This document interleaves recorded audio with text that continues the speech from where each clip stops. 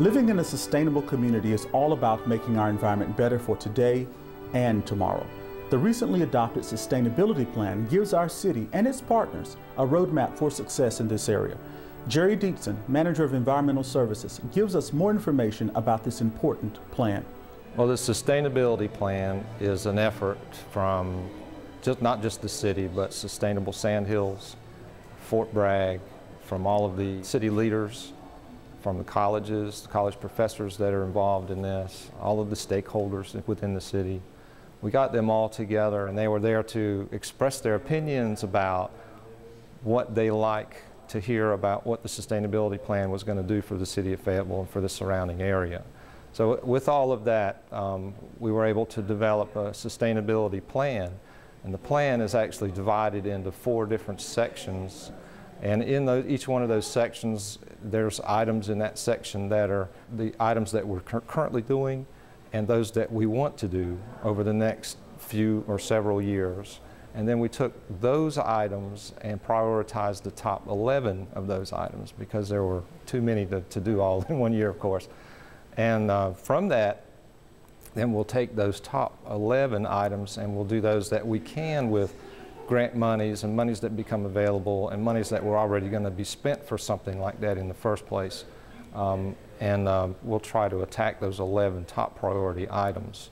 Well, one specific item that we're working on specifically right now with Sustainable Sandhills is to roll out the recycling program to multifamily and commercial businesses. So that's high on the list.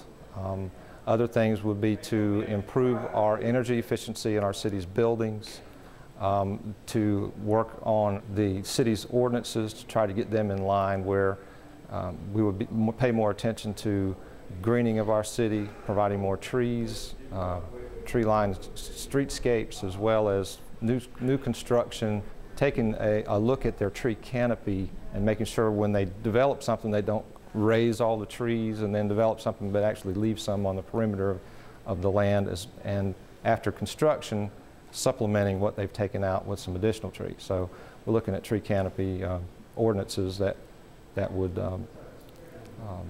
assist in that. This is a big change for the city of Fayetteville. Some of these things will be difficult for the builders to accept right off the bat, but I think once they begin to understand that there's benefit in that, benefit for the health of the community, for energy reduction, there's state grants and there's state incentives to do this. There are additional things in the top 11 that the city are working on. One of them that comes to mind right now is the purchasing of vehicles that are either hybrid or electric vehicles. We were able to get a grant earlier this year, and we are purchasing some actually heavy equipment, bucket trucks, that are hybrid electric. We're considering, actually we're getting a bid on garbage trucks that would be a hydraulic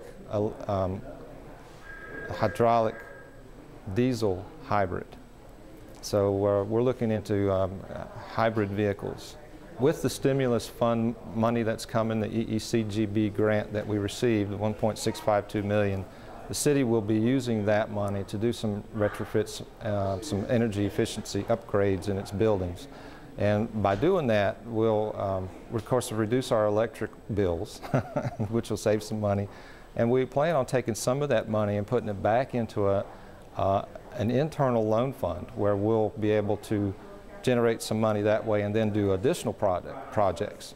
So hopefully that'll sustain itself over a period of years. With that money, though, what we would plan on doing is replacing some single pane glass windows with double pane glass windows, doing some additional insulation, changing our roofs that need to be replaced anyway with cool roof technology, gives you some insulation and a white roof cover.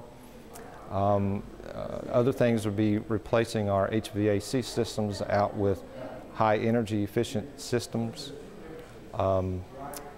adding insulation in walls that weren't previously insulated, doing those things that really just make sense when it comes to saving energy. Where we're going with this in the future is it's really kind of unlimited, and it's only limited by the technology that's out there now and that's coming down the pike.